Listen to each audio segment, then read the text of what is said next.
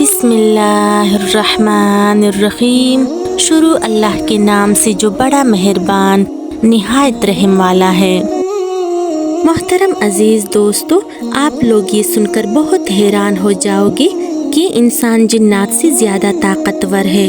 हजरत सुलेमान अलैहिस्सलाम के लिए मलका बिल्किस का तख्त 2000 किलोमीटर दूरी से पलक झपकने से पहले लाने वाला इंसान ही था। लेकिन यहाँ पर सवाल ये पैदा होता है कि अगर इंसान इतना ज्यादा ताकतवर है तो फिर वो जिन्नात से डरता क्यों है। आइए दोस्तों जानते हैं इस वीडियो में। हजरत सुलेमान अलैहिस्सलाम ने जब मलका बिल्किस का तख्त मंगवाना चाहा तो वो तख्त वहाँ से कोई 2000 किलोमीटर दूर था। महल में दरबार लगा हुआ था और सुलेमान अलैहिस्सलाम ने अपने दरबारियों से कहा कि है ऐसा कोई जो मलका का तख्त लेकर फौरन मेरे सामने हाजिर कर दे।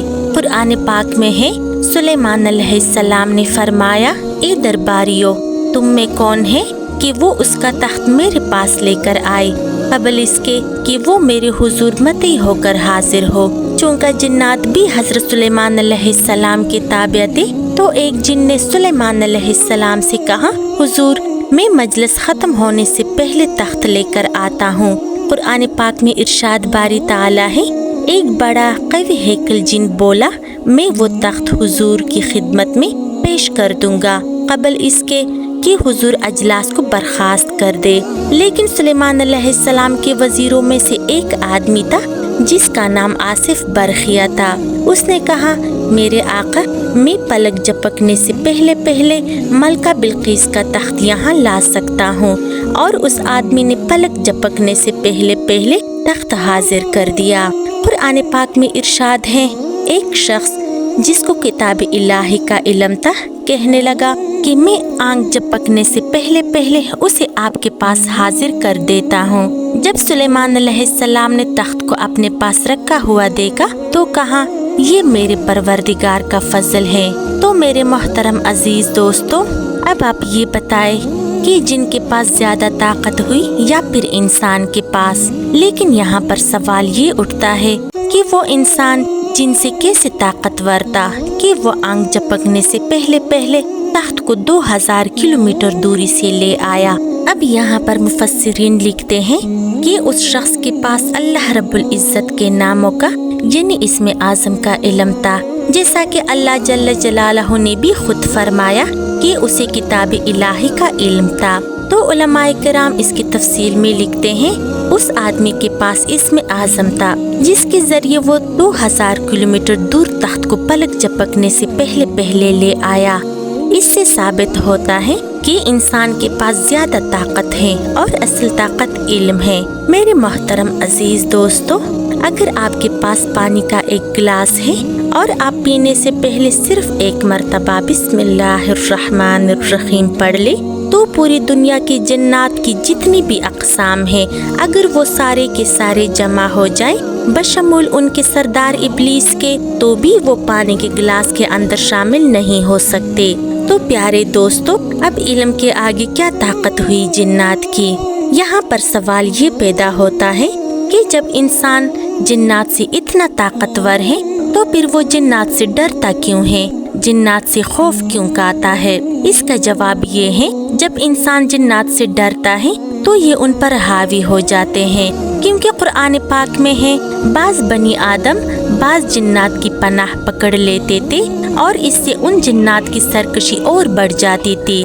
इस आयत की तफसील यही है, ये इंसान खुद जिन्नात से डरता है और फिर इससे उनकी सरकशी और बढ़ जाती है और फिर ये जिन्नात इंसान पर हावी होने लगते हैं।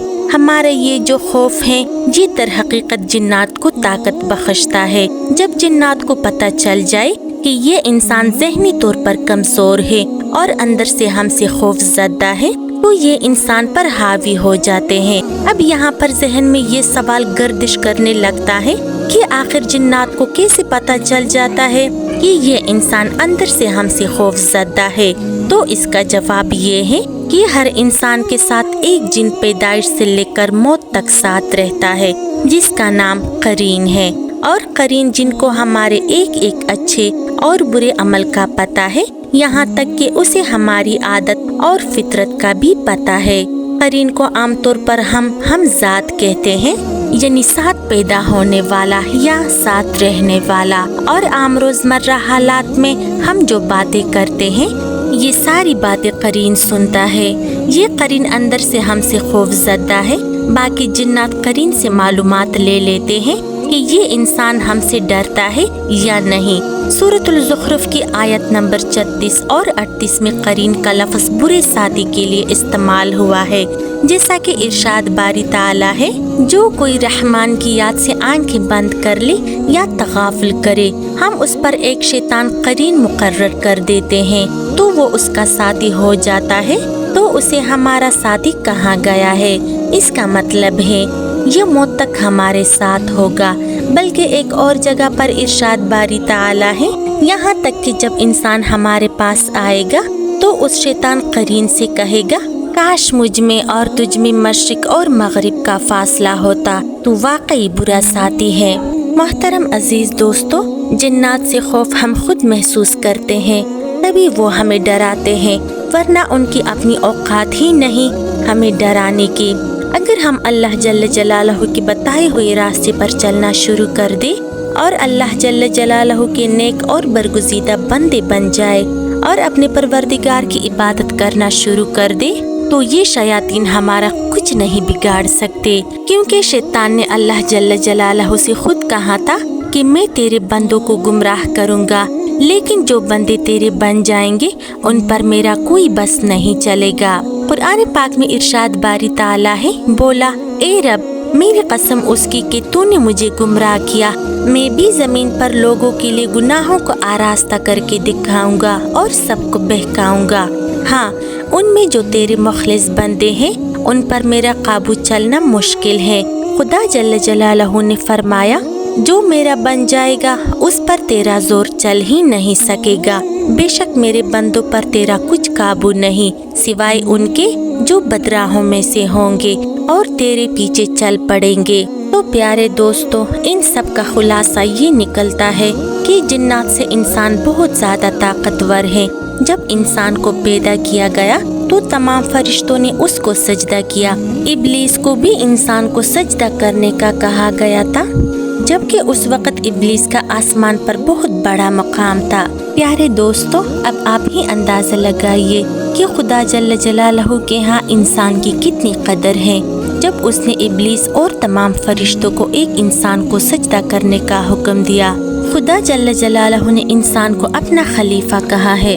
اللہ تعالیٰ نے انسان کو زمین پر اپنا خلیفہ مقرر کیا، زمین کی تمام مخلوقات کو انسان کے تابع کر دیا گیا، تو پھر جنات کی کیا اوقات انسان کے آگے کہ وہ ہمیں تنگ کرے یا ہم پر حاوی ہو سکے۔ یہ سب ہماری اپنی کمزوریاں ہیں۔ ہم اندر سے اتنے کمزور بن جاتے ہیں، ہمارا ایمان اتنا کمزور ہو جاتا ہے کہ جنات جیسی عام مخلوق ہم پر حاوی ہو جاتی ہے۔ اگر کوئی انسان نماز کا پابند ہو، قرآن پاک کی تلاوت کرتا ہو، خدا جل جلالہ پر اس کا کامل ایمان ہو، تو دنیا کی کوئی بھی مخلوق اس کا کچھ نہیں بگاڑ سکتی، تو پھر جنات کیا چیز ہے۔ اس لیے میرے محترم عزیز دوستو، ہمیں خدا جل جلالہ پر بھروسہ رکھنا چاہیے، عاملوں کے چکر میں ہمیں نہیں پڑنا چاہیے۔ انسان خود بے انتہا طاقتور ہے، انسان ہر مسئلے کا حل خود تلاش کر سکتا ہے، بس صرف کرنا اتنا ہے کہ انسان قرآن پاک کی تلاوت کرتا رہے، اللہ پر بھروسہ رکھے، اپنے آپ کے اوپر بھروسہ رکھے، اپنے آپ کو اندر سے مضبوط بنائے۔ تو پیارے دوستو، انہی لفظوں کے ساتھ مجھے دیجیے اجازت، ملتے ہیں اگلی ویڈیو میں، تب تک کے لیے اللہ حافظ۔